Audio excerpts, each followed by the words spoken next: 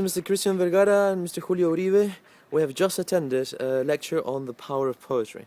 What is your general opinion, Christian, about the lecture and on the ideas posed? Well, definitely she's an expert on the field, right? What I think of her lecture is that it was amazing the way she was constructing the way she was presenting the poems, and she was advising or giving advice on how to teach poems, right? Especially with the high emphasis on the form of poems for children, right? Something that we tend to not to do in our classrooms, right? And she was very enthusiastic, right? So she's a very motivating lecturer. It's something we have to learn, so we can motivate our children by being motivated teachers in return.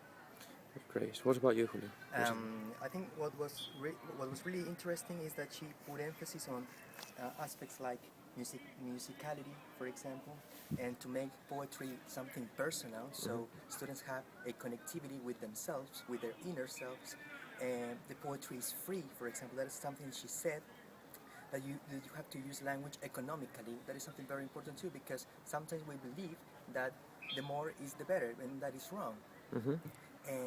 It is important to use humor in classes, and you have to. That was really important. I think that I remember when she said that you have to discourage rhyme.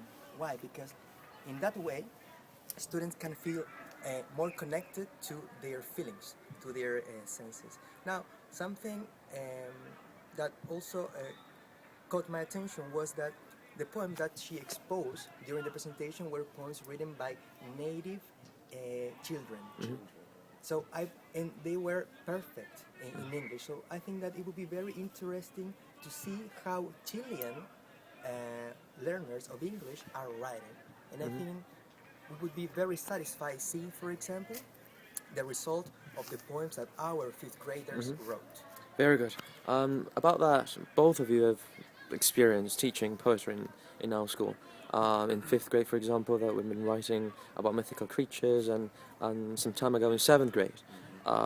So what is the general approach of the school towards teaching poetry to children? How is it currently taught at school? Yeah, I vividly remember when I was teaching 7th grade, and we were giving emphasis to the form and content. Probably what we can do is to, as a general approach, is to give an emphasis to the form and sounds, right? Musicality, as Julio mentioned some minutes ago, because of there is the significance for children, right, at that age. Now, later, let's say in senior school, we can incorporate more, let's say, analysis with meaning or for meaning of words. Right? What about you, Julio? How have you taught I poetry? totally agree with Christian's opinion, and I would add that I think that we are focusing more on form. We are focusing more on how to write well. We are using a lot of vocabulary, for example, but I think that it's also important what students feel, and that should be expressed in their writings. Great. So the next time that we teach poetry, in order to improve the piece of work that students make, I think that we should focus on that. Great.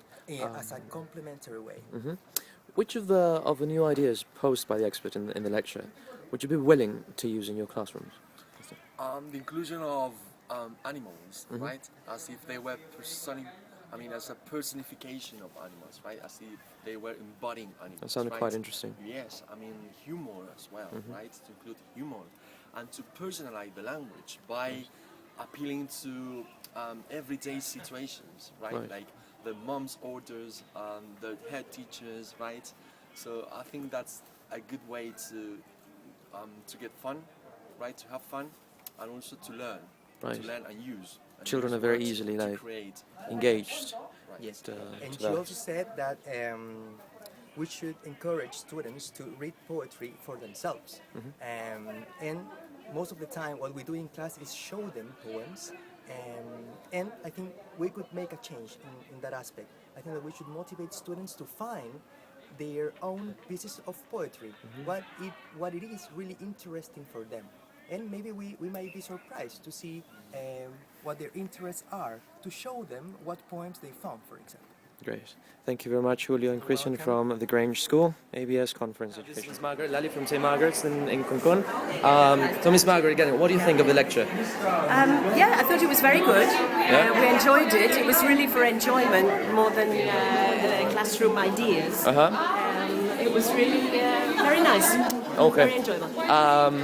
How is poetry taught at your school, like currently? At the moment in middle school, we don't have a lot of time for poetry. We do read poems to the children, and occasionally we ask them to write poetry. Okay. And which of the ideas presented by the lecturer would you be willing to use, like in your classroom? Well, any of them really. I like the haikus. I thought that was really a very good idea, and I really enjoyed the idea of a class poem. You know, going around the class and asking them to give specific lines that like a their parents collaborative say poem. to them. Yes, Okay, yeah. that's very nice. Thank you very much, Ms. Margaret. Well, this is Dimitra. She's an English teacher from St. Paul. Thank you very much for being with us today. What is your general opinion of the lecture you just attended on creativity? Well, I found it quite interesting because it's amazing how creativity can be a big part of our teaching process and students' process as well. Great, thank you. How has your concept of creativity changed, or has it changed at all after this Actually, lecture? it hasn't changed a lot. It just reminds me how important it is to use it daily, how students can be so creative and we can just forget it sometimes every now and then, and how important it is to allow students to do it, to be creative in the class. And based on what you just mentioned, what do you think should be the role of teachers and the students, or what is the current role of teachers and students today? Well, unfortunately, I think the current role that teachers have is to be more, to be the active ones and letting students be just the passive ones, sitting down there and listening. However, I think times are changing, hopefully, and students should become or are becoming more and more active and can show their creativity more and more in all the matters that they are interested in. Okay, this is Marianne Wolpert. She's a deputy course manager at Cambridge. She just gave a lecture on the importance of formative assessment. My question is basically how reality here in Chile is that we have a very strict educational system, like sort of end of process more than the process itself. So how can we conciliate the approach that you just presented on the importance of formative assessment with this approach that all schools have, like they're always expecting results from us?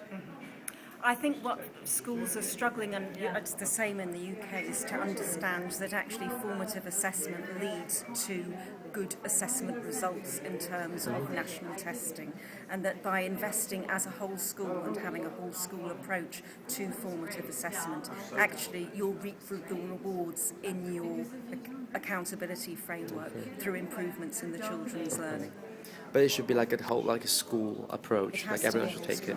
Absolutely, and that it needs to be made explicit to the children and to the parents as well, that this is what you're doing and this is why. This is a formative assessment informs good pedagogy rather than a narrow, restricted view of testing and tests. In terms of percentages, for example, in the UK, does that happen? Like, do you have schools that have adopted that approach? I couldn't give you any hard and fast figures about that, but the schools who've taken on formative assessment are the ones that are get successful. better results. Yes. We also have a very strict accountability framework in terms of Ofsted, which is the body that comes in to inspect schools. And what Ofsted schools inspectors are looking for is every child making progress in every lesson. Okay. Now, you can't assess that through a test. The only way you can assess that is through looking at formative assessment in practice. Also, like everyday assessment. Yes. Yeah, Thank you very much, Marianne, for your time.